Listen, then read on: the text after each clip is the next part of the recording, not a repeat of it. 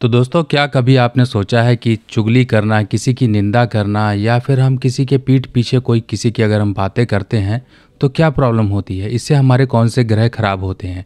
और कई बार अगर आप चुगली नहीं करते हो या फिर किसी से भी आप इस तरह की बातें सुनते हो सकता है कि आपके अंदर ये प्रवृत्ति ना हो कि आप किसी की चुगली करते हो, पर आप अगर निंदा सुनते हो, किसी की चुगली सुनते हो, इसमें इंटरेस्ट लेते हो, तब भी आपको परेशानी देता है। तो दोस्तों, सबसे पहले हम समझते हैं कि ये चुगली है क्या चीज़। तो नमस्कार दोस्तों, मैं सुभाष शर्मा चंडीगढ़ से लाल किताब के ज्ञान में आपका स्वागत करता हूं। दोस्तों, हमारी हर एक ग्रह की किसी न किसी वस्तु या किसी न किसी बातों से या किसी न किसी जीते जागते लोगों से संबंध होते हैं। अब यही संबंध हम जाने अनजाने में कई बार बिगाड़ लेते हैं। कई बार हमारी कुछ ऐसी हरकतें हो जाती हैं जो हमारे ऊपर भारी पड़ जाती हैं। अगर हम कहना, सुनना या फिर किसी भी तरह की कम्युनिकेशन की बात करें तो ये सभी की सभी कम्युनिकेशन हमारी केतु से संबंध रखती हैं। अगर केतु विश्वास है, अगर आपको इस बात पे विश्वास है कि मेरा धर्म है, मैं इस धर्म पे आस्था रखता हूँ, और ये जो आस्था है ये बृहस्पति है। बृहस्पति और केतु का संबंध है। जैसा कि हम जानते हैं कि बृहस्पति अगर गुरु है तो केतु उसका चेला है। बिना चेले के बृहस्पति किसी काम का नहीं। यानी कि अगर मान लीजिए एक बॉस है तो उसका जो चेला है वो ट्रस्टवर्दी होना चाहिए, यानी कि भरोसेमंद होना चाहिए। अगर वो भरोसेमंद नहीं है तो हेड जो एक उच्च अधिकारी है वो किसी काम का नहीं होगा, क्योंकि उसको हर जगह भाग भाग के काम नहीं करना है। और अगर उसका चेला ही, उसका कम्युनिकेटर ही कहीं ना कहीं गलत इन्फॉर्मेशन देता रहेगा तो हेड की भी कहीं ना कहीं मुसीबतें बढ़ जाती हैं। तो इस तरह से क्या होता है कि हमेशा आपने सुना होगा कि यार मेरा कर्मचारी तो ऐसा है, हमेशा गड़बड़ करता है, कुछ ना कुछ मेरे को भी फालतू में उलझा के रखता है। तो वो जो एक कर्मचारी है उसके कारण जो हेड उच्च अधिकारी है वो भी परेशानी में रहता है, वो भी खुश नहीं रहता है और ना ही वो अच्छी तरह से परफॉर्मेंस दे पाता है, क्योंकि वो खुद ही उलझा हुआ है। जो काम एक नीचे के अधिकारी को करना चाहिए था वही काम एक उच्च अधिकारी कर रहा है। इसी तरीके से आप समझ सकते हो कि प्रैक्टिकली हमें किस तरह से ग्रहों को रिलेट करना है। तो आप ये ग्रहों को भी हम इंसानों की तरह ही समझिए। हम जाने अनजाने में काम तो करते हैं, हम ये सोचते हैं कि हम शायद अच्छा काम कर रहे हैं या फिर हमें कोई देख नहीं रहा है। सिर्फ दो ही लोग हैं जो चुगली करने और सुनने की एक प्रक्रिया में इन्वॉल्व हैं, पर यही आपकी गलती कहीं ना कहीं आपके बृहस्पति और केतु को डिस्ट्रॉय कर देती है। आपने सुना तो होगा, आओ सखी चुगली करें, आओ सखी चुगली करें। ये चुगली करना और चुगली सुनना ही यहाँ पर परेशानी है। कुछ अगर हम मेल्स या पुरुष या स्त्रियों की बात करें तो ये चीज़ें आम हैं, यानी कि पुरुषों में भी ये आदत है और महिलाओं की तो ये आदत जिसे कहते हैं गॉड गिफ्टेड है। कई महिलाएं ऐसी नहीं होती हैं जो किसी की चुगली करें या निंदा करें, पर आपने बहुत सी जगह देखे होंगे, गली मोहल्ले में देखा होगा, अपने ऑफिस में देखा होगा, कहीं पर भी इस तरह के लोग आम तौर पर पाए जाते हैं जो किसी की अच्छाई हो तब चुगलियां करनी शुरू कर दें। किसी की कहीं जरा सी बात पता लग जाए तो उसको इशू बना के चुगली इधर से उधर, इधर से उधर। यानी कि ऐसे लोगों को कई बार खाना हजम नहीं होता है जब तक वो किसी की बातें ना कर लें, किसी के बारे में उल्टा सीधा बोल ना लें, किसी की निंदा ना कर लें, किसी को इस तरह से बेइज्जत ना कर लें बातों ही बातों में, या सामने कुछ और होते हैं और पीठ पीछे कुछ और होते हैं। ऐसे लोग तो आपके वर्क प्लेस में भी होते हैं, कुछ चुगलखोर जिन्हें कि चमचा भी कहा जाता है। ये चमचे हमेशा चुगलियां कर कर के ही अपनी एक स्थिति को बना के रखते हैं। इनके पास होता कुछ नहीं है, कोई भी कैपेबिलिटी नहीं होती है, सिर्फ और सिर्फ एक ही इनके पास गुण होता है, वो होता है चुगली। और एक बॉस को, एक हायर अथॉरिटी को चाहिए क्या कि मेरे पास, मैं ऑफिस में बैठा रहूं और मेरे पास हर तरह की बातें जो भी आगे चल रही हैं सब की सब मेरे पास पहुँचें। तो ऐसे लोग होते हैं जो अपने आप को सरवाइव करने के लिए ऐसी चुगलियां भरे काम करते हैं, लोगों को बदनाम करते हैं, लोगों की बातें कर कर के ही इनकी रोज़ी रोटी चल रही होती है। क्योंकि पता है मेरे पास कोई स्किल्स तो है नहीं, सिर्फ एक ही गुण है जो कि है चुगली करना। इसी के दम पर वो रोटी खा रहे होते हैं, इसी के दम पर वो तनख्वाह पा रहे होते हैं।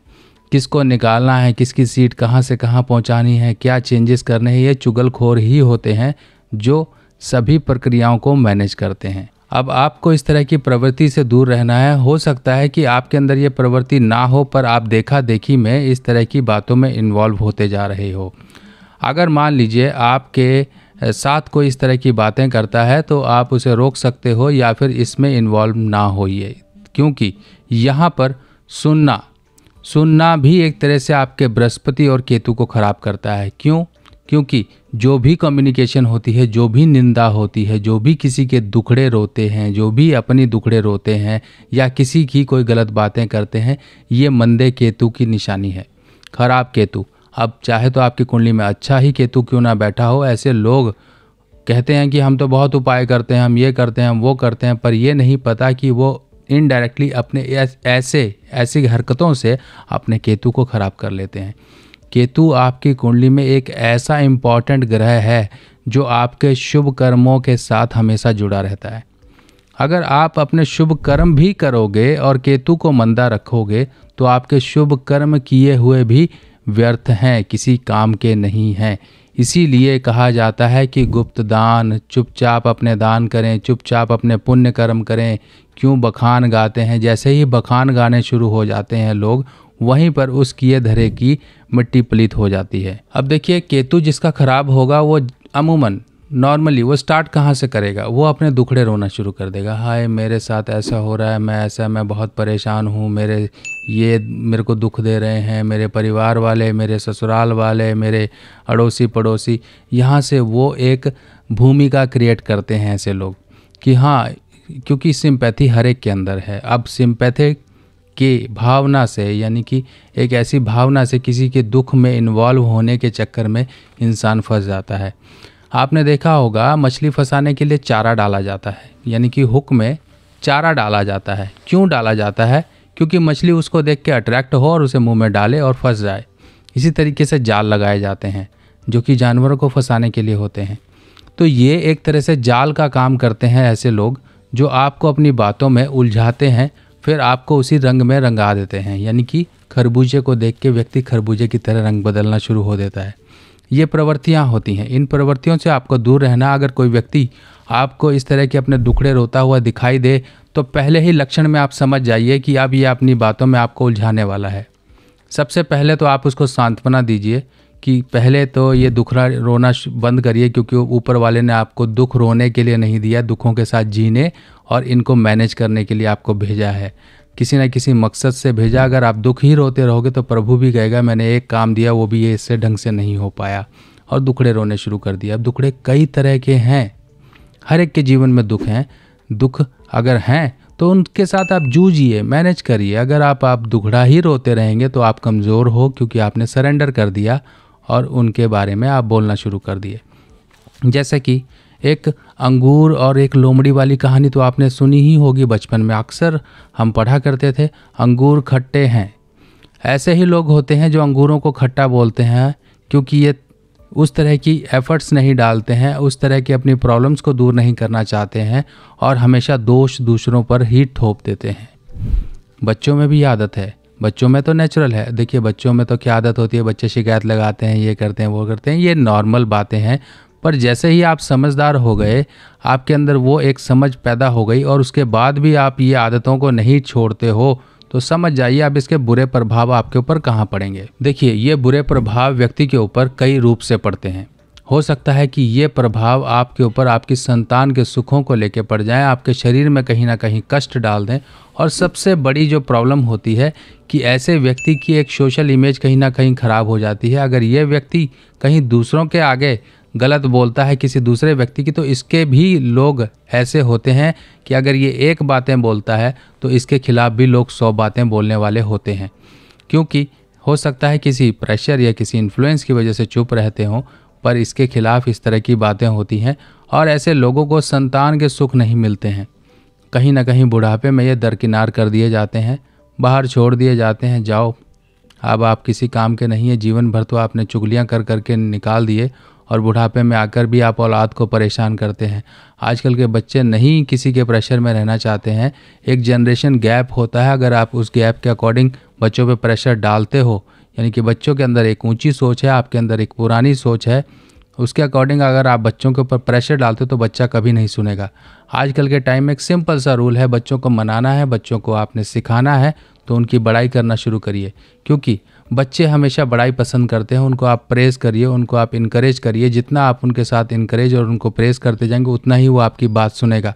अगर आप उन्हें हमेशा डांटते रहेंगे तो कभी आपकी बात नहीं सुनेगा, आपको इग्नोर करना शुरू कर देगा। फॉर एग्जाम्पल आप समझ लीजिए कि आपके घर के आसपास कोई धर्म स्थान है, वहाँ पर रोज़ स्पीकर, लाउड स्पीकर बजता है। जो लोग वहाँ पे रहते हैं वो तो इन स्पीकर्स को, इन आवाज़ों को इग्नोर करते हैं, पर कोई नया व्यक्ति वहाँ पे जाके नहीं रह सकता है, क्योंकि रोज़ का रोज़ शोरगुल उसे पसंद नहीं होगा। इसी तरीके से आप समझ लीजिए, अगर आप बच्चे को रोज़ रोज़ अपनी कैं कैं चैं चैं करते रहेंगे तो वो बच्चे भी आपको एक दिन इग्नोर करना शुरू कर देंगे। तो इसीलिए कहा जाता है उनकी बातों को सुनो और सुनाओ और उन्हें अच्छे सजेशन दो। बस ये समझ लीजिए कि अब बाप और बच्चे में अगर हम बात करें तो आप बाप नहीं हो, बाप उसे समझिए और उसकी थोड़ी बड़ाई करके, उसको प्रेज़ करके, उसको थोड़ा सा आप इनकरेज करके, फ्रेंडली नेचर रख के उसके साथ बिहेव करिए। देखिए आपकी ट्यूनिंग कैसे बनना शुरू हो जाएगी। वही बच्चा जो सुनता नहीं था वही बच्चा आपके साथ खड़ा होना शुरू हो जाएगा। लाल किताब की सभी सामग्री अब आप मेरी व्हाट्सएप कैटलॉग पर आसानी से देख सकते हैं और आप अपने एड्रेस पर मंगवा भी सकते हैं। चलिए अब कुछ केतु के उपाय समझ लें। अब ये कुछ उपाय हैं जो सिंपल उपाय होते हैं। पहली बात तो ये, आपको थोड़ी सी प्रवृत्ति अपनी ये चेंज करनी पड़ेगी, वरना इसका दुख बुढ़ापे में इंसान को मिलता है। क्योंकि केतु इंसान के साथ उस समय तक खड़ा होता है जिस समय तक उसके प्राण निकल रहे होते हैं, और यही इंसान के सुकर्म यानी कि अच्छे कर्मों के साथ इंसान की आत्मा को पेश करता है उस कटघरे में जहाँ पर न्याय होता है, जहाँ पर राहु और केतु दो वकीलों के रूप में खड़े होते हैं और शनि की अदालत होती है। और वहाँ पर केतु इंसान के अच्छे कर्म को गिनाता है और राहु इंसान के बुरे कर्मों को गिनाता है। तो अगर आपके बुरे कर्म ज़्यादा होंगे तो उसी हिसाब से आपके फल और आपकी पनिशमेंट होगी। तो इस तरह से पनिशमेंट इंसान को लास्ट फेज से मिलना शुरू हो जाती है, और वो फेज होता है जब औलाद आपका साथ छोड़ दे, अपने लोग आपके साथ दगा कर जाएं।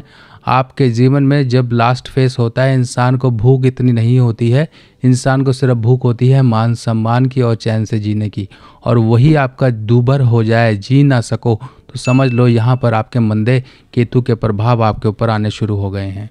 अब कर्मों का फल जरूरी नहीं कि इंसान इसी जन्म में सारे के सारे भोग ले। कुछ कर्म ऐसे होते हैं जो आगे की जनरेशन में जाके भोगने पड़ते हैं, और कुछ कर्मों का हिसाब किताब तो इसी जन्म में हो जाता है।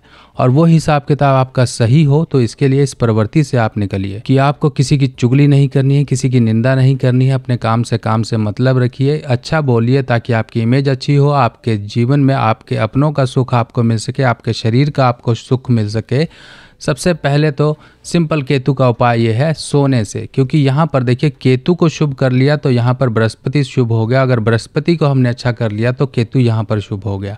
तो इस तरह से आपको क्या करना है, आपके घर में सोना वगैरह होगा। अगर सोना नहीं है तो देखिए सोना आजकल के समय में खरीदना बहुत अच्छा है। अब ये मेरे हाथ में एक आप ये टुकड़ा देख रहे हैं, जी हाँ, ये सोने का टुकड़ा नहीं है, आपको क्लियरली बता दूं ये पीतल का टुकड़ा है।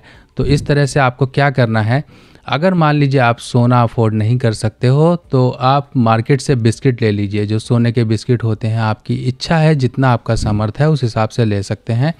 पर इतना ध्यान रखिएगा कि 4 कोने एक मंगल को रिप्रेजेंट करते हैं, एक पॉजिटिव मंगल को रिप्रेजेंट करते हैं, जो कि परिवार में खुशियां देने का काम करता है। एक पॉजिटिव मंगल होना बहुत ज़रूरी है, और मंगल के दोष दूर करने के लिए बृहस्पति का साथ लिया जाता है। पीतल धातु भी बृहस्पति की है, सोना धातु भी बृहस्पति की है। अगर आप सोने का बिस्किट घर में रखते हैं, नहीं है बिस्किट, तो आप बनवा सकते हैं, बनवा लीजिए 4 कोनों का, कोई भी साइज़ का, किसी भी वेट का। गुरुवार के दिन इसे पीले कपड़े में लपेट के रखिए। अगर मान लीजिए आपको लगता है कि आप सोना अफोर्ड नहीं कर सकते तो मेरे हाथ में ये आप देख रहे हैं, इसका साइज़ लगभग 1 बाय 1 इंच का है। वज़न कुछ भी ले सकते हैं। ये देख लीजिए पतली सी पत्ती है, आपको मैं और क्लोज दिखा देता हूँ। ये देख लीजिए पतली सी पत्ती है, इसका वज़न लगभग 2 ग्राम के आसपास होगा। आप इसके वेट के आसपास ले सकते हैं, कोई दिक्कत नहीं है। ऐसा टुकड़ा ले लीजिए। गुरुवार के दिन अपना जो भी कुछ रखेंगे उसे गंगा जल कच्चे दूध से धोकर, पूजा पाठ कर कर, धूप बत्ती दीपक दिखा के या प्रभु का नाम लेकर कि आपके जो केतु के प्रभाव हैं वो सही हों, आपके घर में सुख समृद्धि आए। इस तरह से आपके अलमारी में जहाँ पर आपका सेफ है, जहाँ पर आप पैसे रखते हैं, वहाँ पर ऐसे टुकड़े को ज़रूर स्थापित करिए। इससे केतु, बृहस्पति और मंगल तीनों ग्रह एक साथ सही होते हैं। बुज़ुर्गों का सोना घर में रखने के लिए बहुत बार बोला जाता है। अगर आप सोना नहीं है आपके पास, कम से कम टुकड़ा तो मिल जाएगा। मार्केट में जाइए, 20-30 रुपये 50 रुपये के आसपास मिल जाएगा, क्वालिटी पर, जो भी क्वालिटी हो। अब ये पॉलिश्ड है इस तरह से, ये चमकदार है, आप चाहें तो इस तरह के भी ले सकते हैं, चमकदार नहीं है तो भी ले सकते हैं। हार्डवेयर की शॉप पे मिल जाएगा, हार्डवेयर की शॉप पे इजीली मिल जाएगा। अब इसके साथ साथ आपको क्या करना है, कान में सोना पहनिए। जो बच्चे बहुत ज़्यादा दुखड़ा ही रोते रहते हैं, रोना ही लगा रहता है उनका, तो कान में सोना पहनाइए बच्चों को। ये कान में सोना पहनाने की वीडियो भी मैं बना चुका हूँ, कैसे पहनाना है, कितना, कौन सा होना चाहिए। हाँ, बस इतना ध्यान रखिए, कान में सोना जो भी पहनाओगे ठोस पहनाओगे। लड़कों के लेफ्ट में पहनाना है, लड़कियों के दोनों कानों में भी पहना सकते हो, क्योंकि ज़रूरी है, दोनों कान ही छेदे जाते हैं लड़कियों के, लड़कों के भी छेदे जाते हैं। अगर वो बच्चा छोटा है और पहली बार आप कान छेदन करवा रहे हैं लड़के का, तो राइट पहले छेदा जाएगा लड़के का, और लड़की का जो होगा, अगर पहली बार छेदन करवा रहे हैं तो लेफ़्ट पहले छेदा जाएगा। इस चीज़ का ध्यान रखिएगा। और लड़के के कान में लेफ़्ट में आप ठोस नंती, बाली कुछ भी इस तरह की डाल सकते हैं, बहुत अच्छा रहता है। केतु के प्रभाव बचपन से ही शुभ होने शुरू हो जाते हैं। केतु का प्रभाव रहेगा तो वही औलाद आपके सुखों में हमेशा खड़ी रहेगी और दुख आपको नहीं देगी।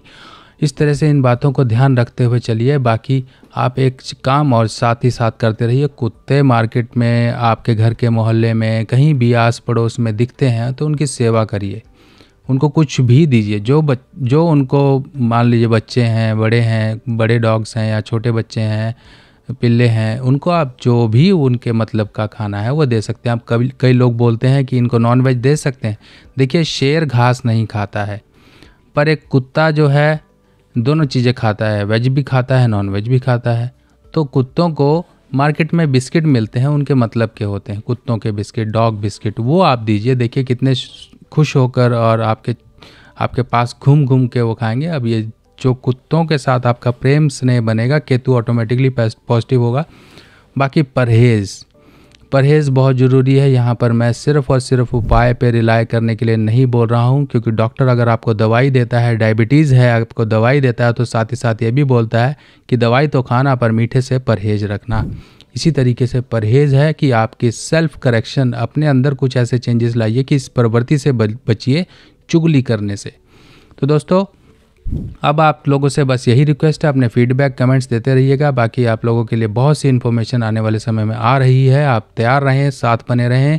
वीडियोस को शेयर करिए, अपने लोगों तक शेयर करिए, प्यार बनाए रखिए। जय माता दी लास्ट में ज़रूर लिख दीजिएगा, अपने कमेंट फीडबैक ज़रूर करिएगा। कुछ चाहते हैं, कुछ नई इन्फॉर्मेशन चाहते हैं, ज़रूर बताइएगा, उस पर काम किया जाएगा। बाकी मिलते हैं नई वीडियो में नई जानकारी के साथ। तब तक के लिए अपने सुभाष भाई को आज्ञा दीजिए। नमस्कार।